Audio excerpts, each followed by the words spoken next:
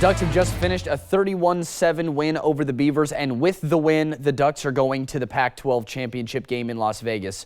When I say wire-to-wire win, I mean it. Oregon was in the lead at the very beginning, and they stayed that way until the very end. Oregon kept Oregon State pretty much out of the running game entirely.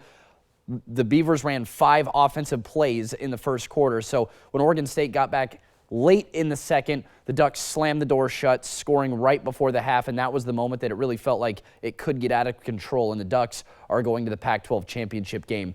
That means our life continues for football over here for the next week. The December break shortened. The Pac-12 championship will be against rival Washington, but before we get there, we go back out to Autzen Stadium. Joining us now from Autzen, Oregon Duck KEZI 9 reporter Nick Ursini. Nick, this thing got out of control early. Coach Lanning and the Ducks, they're headed to Las Vegas. What was the atmosphere like at the zoo tonight?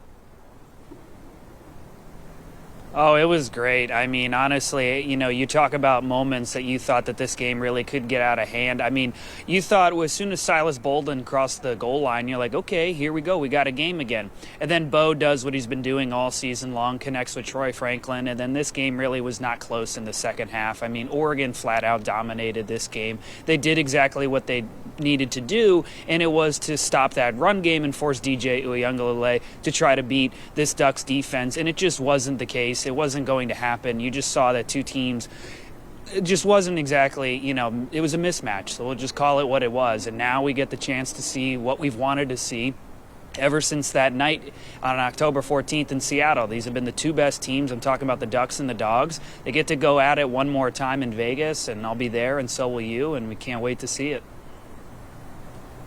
Nick, thank you very much. As always, our Oregon State guy, Brett Taylor, he's down on the field. He spent most of the night high above the field.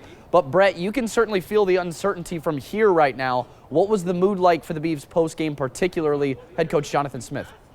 Yeah, I think uncertainty, Cameron, is the best way to put this, as the future of head coach Jonathan Smith's tenure at Oregon State is very much uncertain. A lot of rumors spreading it around over the last couple of days about Smith potentially joining Michigan State going into next year. And Smith today was asked his response to those rumors, and his exact response was, no decision has been made. Of course, that's not exactly what Beaver fans want to hear going into a season next year and into the future where there is so much uncertainty of what this Oregon State football program is going to look like in the Pac-2 as Washington State and Oregon State continue to try and rebuild this conference. We'll hopefully hear from Smith in the next couple of days about what his decision will be, whether it's moving to Michigan State or staying in Corvallis.